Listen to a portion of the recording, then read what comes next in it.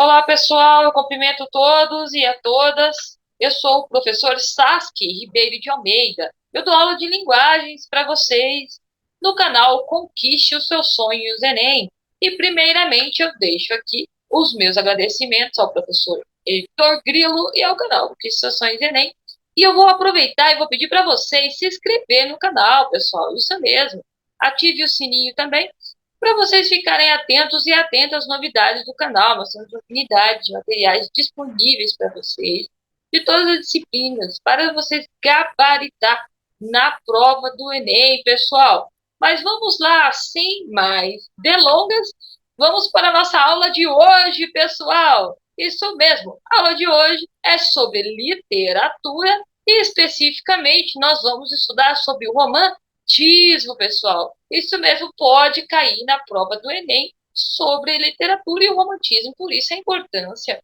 Eu deixo a dica para vocês, vocês estão assistindo a aula, se for necessário, dê pausa no vídeo, volte, façam as suas anotações, procure pesquisem também mais sobre o assunto para vocês gabaritar na prova do Enem, pessoal. E já, antes de começar a aula, já vou deixar as dicas também, outras dicas, né?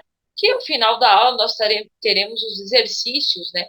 Para poder aprimorar os nossos conhecimentos. Geralmente eu deixo 5 segundos, mas esses 5 segundos são só simbólicos, né? Porque você pode dar pausa no vídeo, anotar o exercício e as suas respostas, e depois retornar para o nosso gabarito, que vocês vão ter acesso às respostas, certo? Então, sem mais delongas, vamos para a nossa aula de hoje, pessoal, sobre o romantismo. O romantismo foi um movimento artístico literário que teve início no século XIX, no Brasil e no mundo, certo? A sua linguagem se destacou, né? Por representar liberdade formal, em se tratando da racionalidade, né? Também segue com objetividade e equilíbrio, né? Em relação ao arcadismo e o movimento anterior. Mais uma vez aqui, eu vou ressaltar a importância de você estar inscritos e inscritas no canal, porque temos aulas que você pode estar acompanhando os conteúdos, né? E para ser mais preciso, na verdade, por exemplo, esse movimento anterior que ele cita aqui, arcadismo, nós temos uma aula só sobre o arcadismo. O importante, você está inscrito, você surgiu aquela dúvida, você pode pesquisar no canal, ter busca, né, com base na preparação para o Enem, certo? Então, essa é a importância. Às vezes, você não compreende na aula que você está assistindo, você pode estar pesquisando vídeos anteriores e posteriores que possam te ajudar a ter uma maior compreensão do assunto, certo? Retornemos aqui para a nossa aula. O romantismo foi um movimento artístico literário, teve início no século XIX no Brasil e no mundo, certo? A sua linguagem se destacava, né, também se destacando quando você está estudando, por apresentar liberdade formal em se tratando da racionalidade. Também segue com a objetividade e equilíbrio em relação ao arcadismo, que é o movimento anterior, certo? O que podemos compreender é que a linguagem do romantismo é popular, né? Ela é simples, ela é melodiosa, apresentando dualismo, elitismo, né? E principalmente representa o rompimento com os chamados modelos clássicos provindos da cultura greco-romana, né?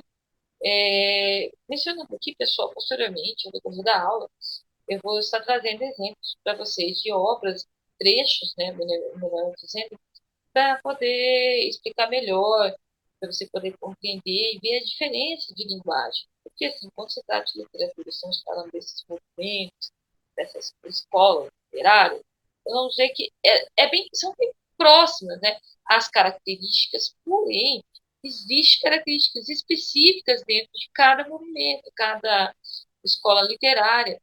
Por isso é importante estudar com bastante atenção, fazer anotação, buscar materiais, porque eu deixo sempre uma dica: aprender não é decorar, certo? Aprender É você desvendar, descobrir, procurar, buscar. Não precisa se preocupar em decorar, pessoal. Não precisa e nem deve, né? Por que que não deve? Porque não é no decorar que você vai aprender, e sim no estudar, ler, buscar, anotar, bem? Então vejamos que quando você assistir a sequência de aulas de literatura, você vai ver que as características são próximas, mas não são idênticas, né? Cada um tem a sua característica específica. Aí você me pergunta, tá bem, professor Sassi, mas o que isso tem a ver com a minha prova do Enem? Tem tudo a ver, pessoal. Você pode cair minuciado uma questão, colocando, por exemplo, 3 movimentos diferentes das escolas literárias e assinale a alternativa correta para saber aquelas características da linguagem de qual movimento literário. Por exemplo, correta ou incorreta, prestar bastante atenção no enunciado, tá bem?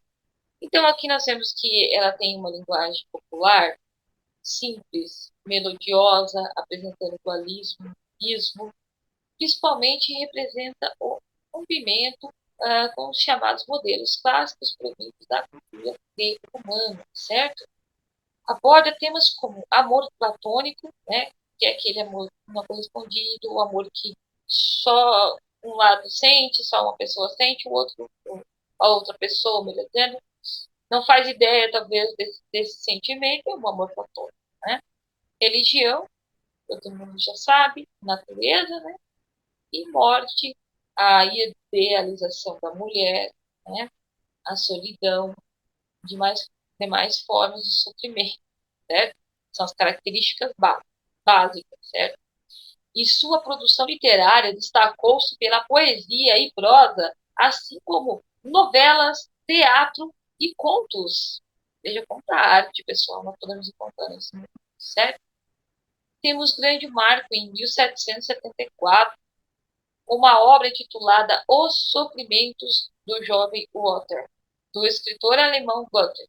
Assim inaugurou o movimento romântico na Europa, com a base em novos valores históricos, culturais e sociais.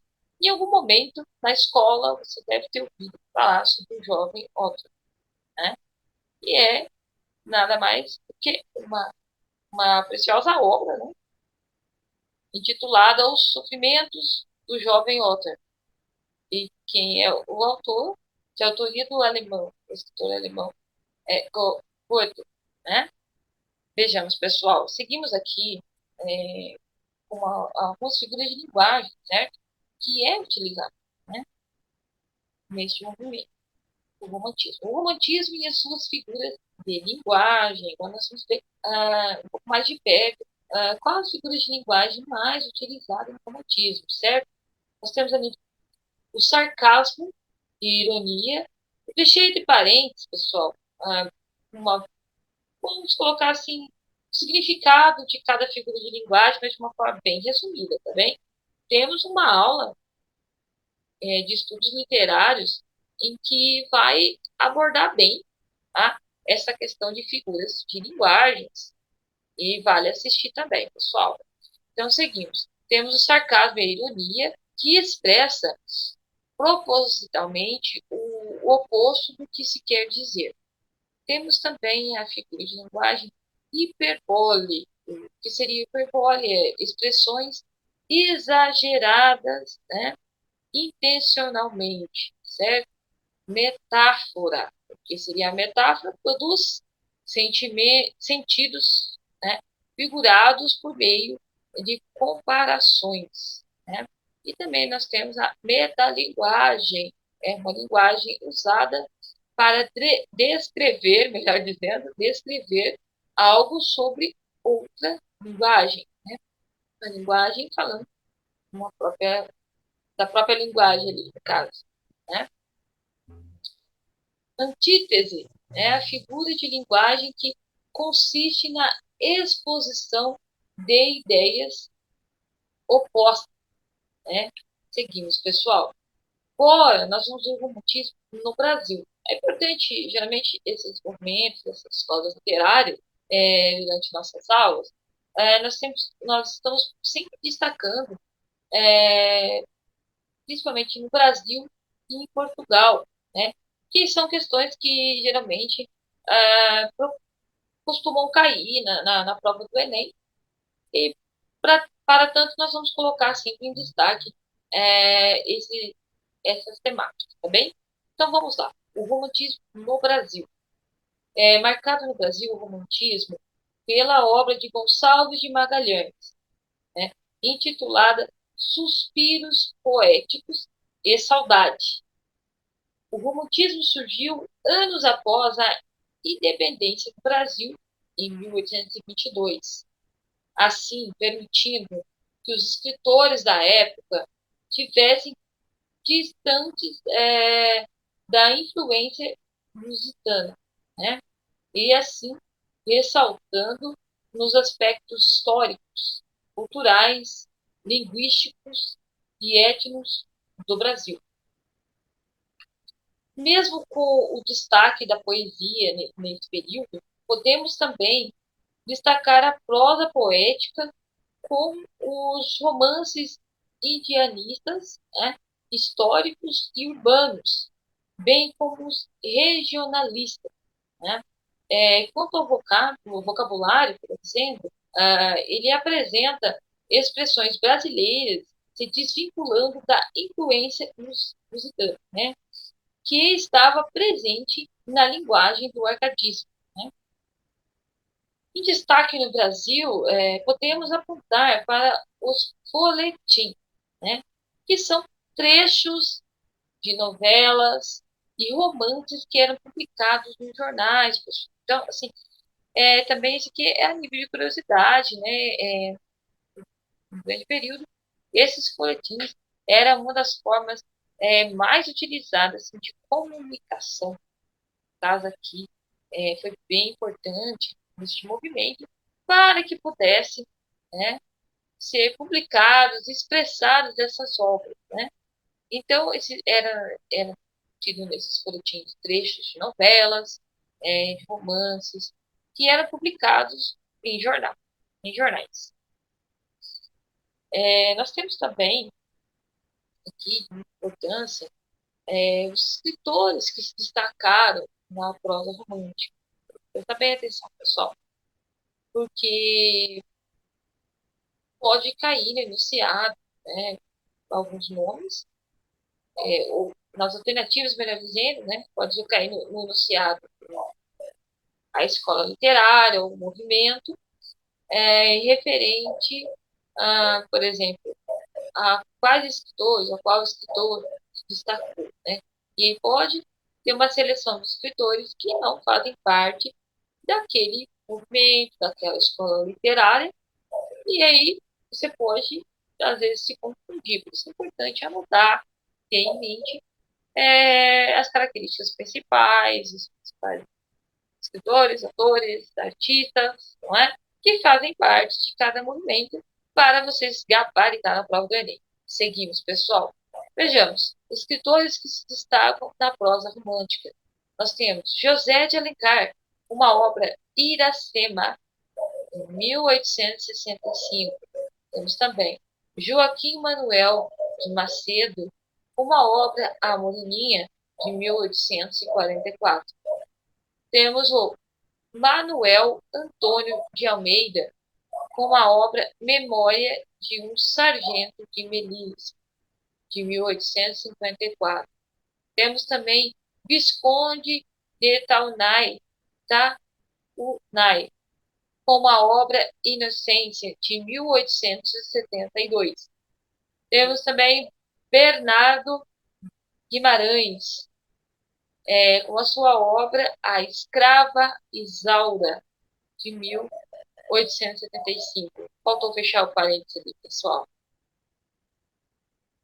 Grandes obras, né, anteriores que estávamos vendo, obras conhecidíssimas, diga-se de passagem, novelas e obras que marcaram realmente períodos históricos, né, importantes.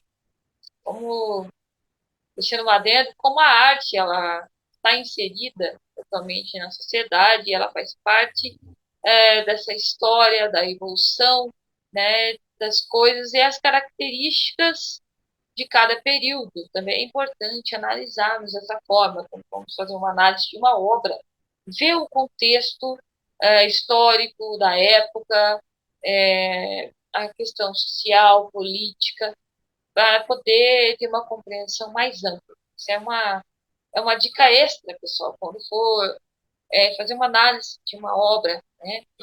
Então, vocês podem estar separando por características, por período histórico, por coisas relacionadas à política, à social, tá bem? E cultural, principalmente. Mas vejamos aqui, seguimos com a nossa aula, pessoal. Gerações do romantismo no Brasil, tá bem? As gerações do romantismo no Brasil foram divididas em três fases. Muito importante, pessoal. Primeira fase, romântica, tá bem? Ficou conhecida por geração nacionalista indianista. Sua principal característica é a exaltação da terra e a presença do índio. Ali faltou uma palavra, pessoal, tá? A presença do índio como figura idealizada, certo? Como herói nacional, né? Nós temos aqui em destaque Gonçalves Dias. Foi o que mais se destacou em sua poesia e no teatro. Importante essa diversidade, né, de expressões artísticas, culturais, tanto no teatro, quanto em novela, livros, poemas. Certo? Segunda fase romântica, pessoal, conhecida por geração ultrarromântica. Tá? A geração ultrarromântica ela faz parte da segunda fase romântica. Ela é conhecida como geração ultrarromântica e também por mal do século. Acredito que muitos de vocês já haviam escutado falar sobre o mal do século, né? Então, ele faz parte aqui da segunda fase romântica, geração ultrarromântica, certo? E ainda também conhecida como Byroniana, referenciando o escritor Lord Byron, né? Byroniana, vem do escritor Lord Byron. As principais características dessa fase é o pessimismo, né? Morbidez, melancolia, vícios e o escapismo, que se refere à fuga da realidade, né? Também marcada pelo desejo de morte, né? E dos escritores que se destacaram nesse período foram, pessoal, nessa sequência, Juqueira Freire, Álvares de Azevedo, Fagundes Varela, Cassimiro de Abreu. Agora vamos para a nossa terceira fase romântica, isso mesmo, pessoal. Conhecida por a geração condoreira, que se refere ao condor, a ave que é o símbolo da liberdade. Esta fase ressalta a liberdade e a justiça que tem por inspiração a literatura de Victor Hugo, escritor francês da geração urbana, né? Nessa fase, podemos destacar Castro Alves, que ficou conhecido como poeta dos escravos, certo?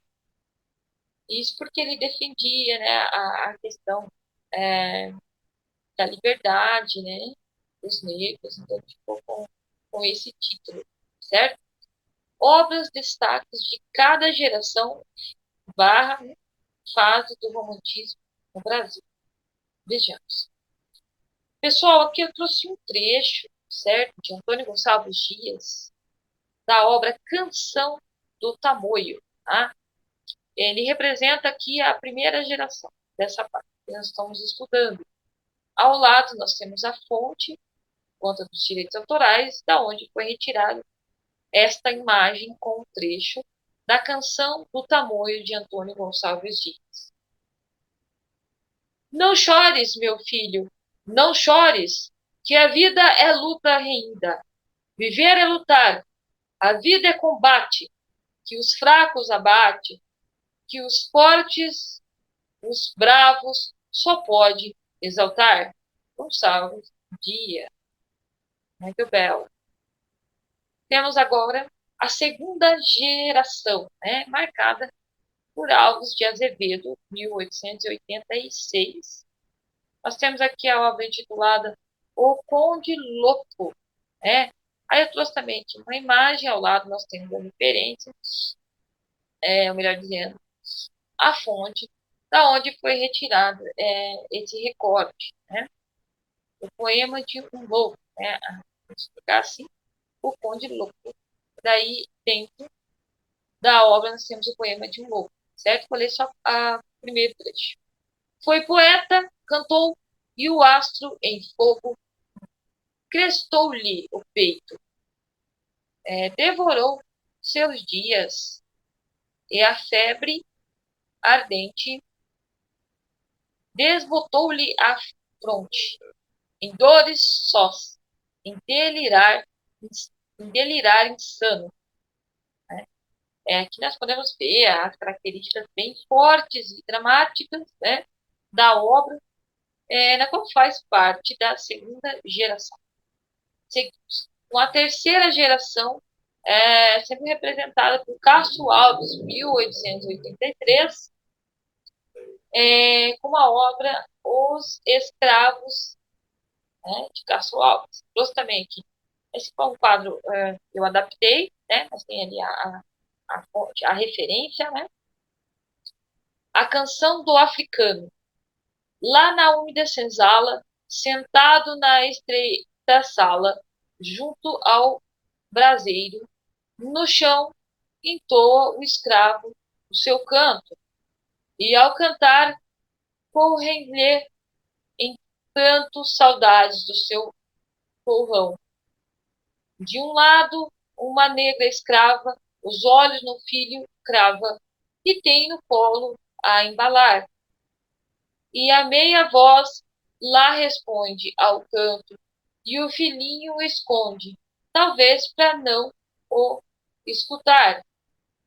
Minha terra é lá bem longe das bandas de onde o sol vem.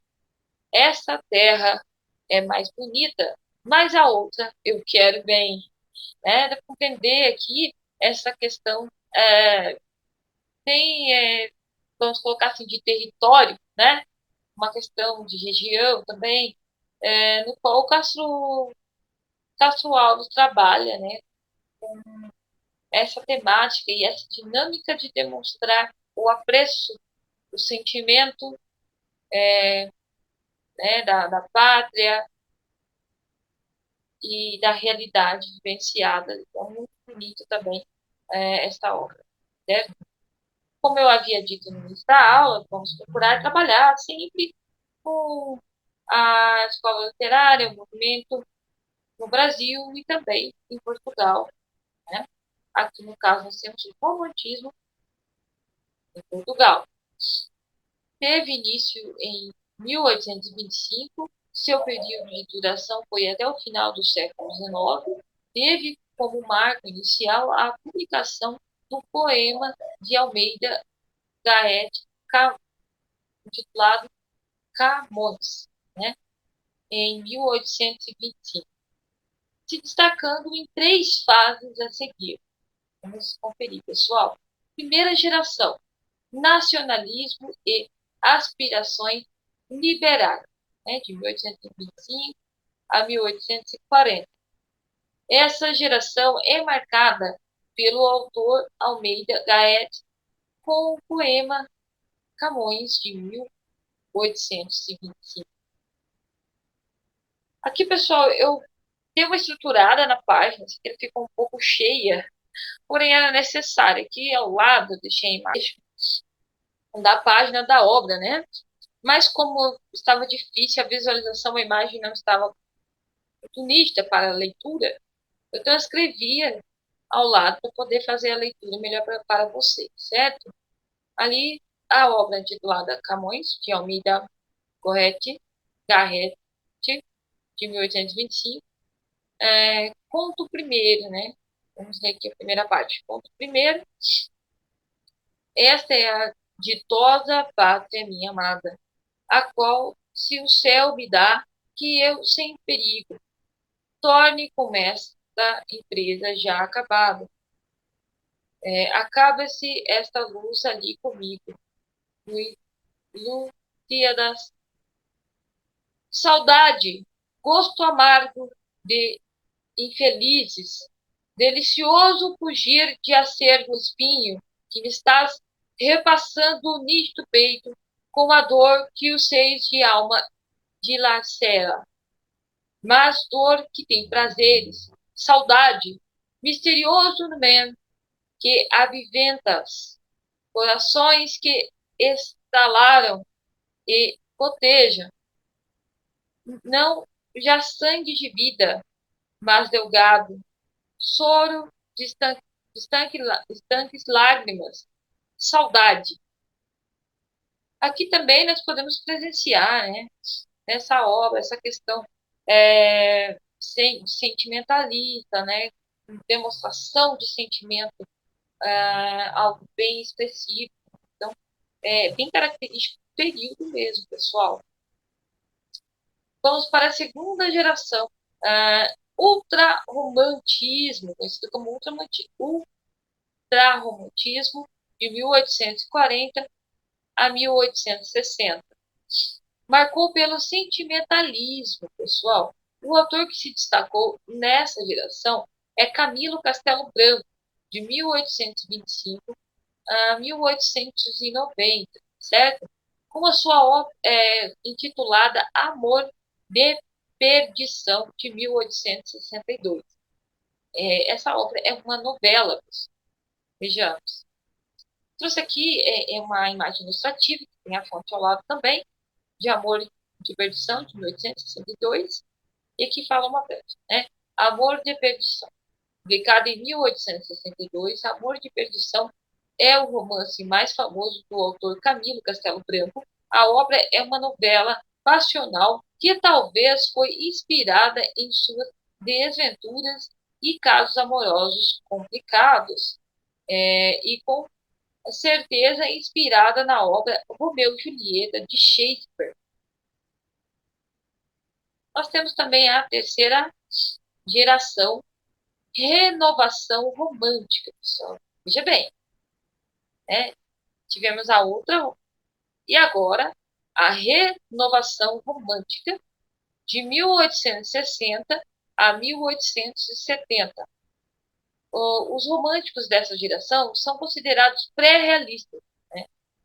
Sem os excessos da geração anterior, apresentando as personagens idealizadas, com um contato mais realístico.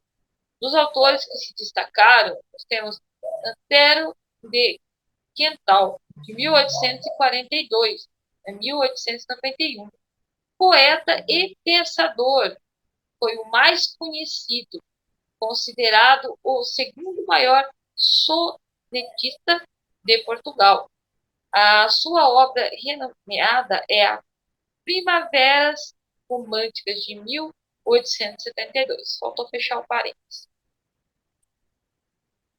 Aí eu trouxe, pessoal, aqui também um trecho, né? Tem referência também de onde foi retirado, da Primaveras Românticas, de 1872, do escritor Antero de Quental. Capítulo 1, duas palavras, prefácio do autor. Fomos todos assim, naquela encantada e quase fantástica Coimbra, que há 10 anos, um sopro romântico, cálido, mas balsâmico, fazia rebentar tumultuariamente as nossas primaveras em borbotões de flores, flores exóticas, estranhas, que a ciência impassível bania inexoravelmente das suas corretas classificações, mas a que dava o indizível encanto, um atrativo particular, uma coisa, a mocidade, né? muito lindo também. Faz parte da obra Primaveras Românticas, de 1872, do Antero de Quental. Seguimos, pessoal, agora com a melhor parte da aula, que é a parte dos exercícios, pessoal. Isso mesmo, é a parte de vocês colocarem em prática seus conhecimentos. Como eu havia dito no início da aula, eu deixo 5 segundos simbólicos aqui para você se organizar, mas dê pausa no vídeo, faça suas anotações, responda e depois retorne com o nosso gabarito, certo? Preste bem atenção, pessoal, sempre no enunciado, porque é o enunciado que vai nos indicar o que exatamente está nos propondo. Por exemplo, aqui, propõe-se assinalar a alternativa incorreta. Preste atenção se é incorreta ou correta. Né? Então, na hora da prova, essa é uma dica. Seguimos com os exercícios. O romantismo foi um movimento artístico literário que teve início no século XIX no Brasil e no mundo. De acordo com os conteúdos estudados sobre o romantismo, assinale a alternativa incorreta. Letra A. A sua linguagem se destaca por apresentar liberdade formal e se tratando de a racionalidade. Também segue com objetividade e equilíbrio em relação ao arcadismo, o movimento anterior. Está certo ou está incorreto? Né? Vamos ver. Letra B. No romantismo no Brasil, quanto ao vocabulário, mantém a influência lusitana que estava presente na linguagem do arcadismo. É de fato ou está incorreto? Correta ou incorreta? Letra C. O romantismo em destaque no Brasil, podemos apontar para os folhetins, que são trechos, né, de novelas e romances que eram publicados em jornais. É correto ou incorreto? Pessoal, deixa aqui os 5 segundos simbólicos, certo? 5, 4, 3, 2, 1. Vamos ao nosso gabarito, pessoal. Se você errou a questão, não tem problema. Volte aos conteúdos, anote e tente responder novamente e pesquise um pouco mais sobre o assunto, certo? Vamos lá. O romantismo foi um movimento artístico literário que teve início no século XIX no Brasil e no mundo. De acordo com os conteúdos estudados sobre o romantismo, assinale a alternativa incorreta. A sua linguagem se destaca, letra A, a sua linguagem se destaca por apresentar liberdade formal e, se tratando da racionalidade, também segue com objetividade e equilíbrio em relação ao arcadismo, o movimento anterior. Se é verdade, está correto ou incorreto, né? Essa é a questão. Letra B. No romantismo no Brasil, quanto ao vocabulário, mantém a influência lusitana, que estava presente na linguagem do arcadismo. Pessoal, aqui está nosso grande ponto de ancoragem. A letra B é a alternativa correta. Por quê? Deixei até em vermelho, olha lá. Vejamos. O romantismo no Brasil, quanto ao vocabulário, mantém a influência lusitana. Não, ele não mantém ali. Vejamos. Que estava presente na linguagem do arcadismo. A resposta, o correto seria o que está em azul ali. Ó. Apresenta expressões brasileiras, se desvinculando da influência lusitana. É incorreto, porque ele tem expressões brasileiras, né, desvinculando da influência lusitana. E a letra C está correta, né, que o romantismo em destaque no Brasil, podemos apontar para os folhetins, que são trechos de novelas e romances que eram publicados em jornais, pessoal. Chegamos ao fim de mais uma aula de hoje e mais uma vez eu deixo meus agradecimentos a todos e a todas, ao canal Conquiste Seus Sonhos Enem e ao professor Heitor Grilo, pessoal. Então, até a próxima aula. Bons estudos!